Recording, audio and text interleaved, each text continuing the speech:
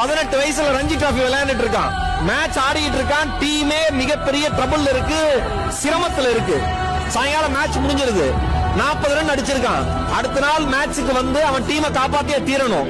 வேற வழி இல்ல, இல்லனா ஃபாலோ ஆன் ஆயிடும். என்ன பண்றதுனே தெரியல. அந்த இளைஞன் வீட்டுக்கு போயிட்டான். அன்று இரவு அவனுடைய தந்தை மாரடைப்பால் இறந்து போகிறார்.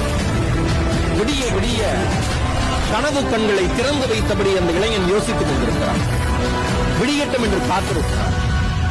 காலை விடிந்தவுடன் முதல் முறையாக முதல் தொலைபேசி அழைப்பாக தன்னுடைய பயிற்சியாளருக்கு கோச்சுக்கு கால் பண்றான். கோச், அப்பா தவறிட்டாங்க. என்னப்பா சொல்ற? சரி சரி நீ பாரு. இல்ல கோச், டீம் சிரமத்தில் இருக்கு. நான் வந்து விளையாடி கொடுத்துட்டு டீமை சேவ் பண்ணிட்டு மறுபடியும் நான் வந்துடுறேன், அம்மாட்ட சொல்லிட்டேங்க. அதே மாதிரி அந்த பையன் மேட்சுக்கு போறான். 90 ரன்கள் அடிச்சு டீமை சேவ் பண்ணி கொடுத்துட்டு ஃபாலோ வந்து காப்பாற்றிட்டு மறுபடியும் வந்து அப்பாவோட இறுதிச்சடங்களை கலந்துக்கிறான். அந்த அப்பாவிற்கு அந்த பையன் நாளைக்கு இந்தியாவிற்காக விளையாடுவான்னு தெரியாது, அவன் தான் கிங் கோலி என்று பெயர் பெறுவான் என்றும் தெரியாது.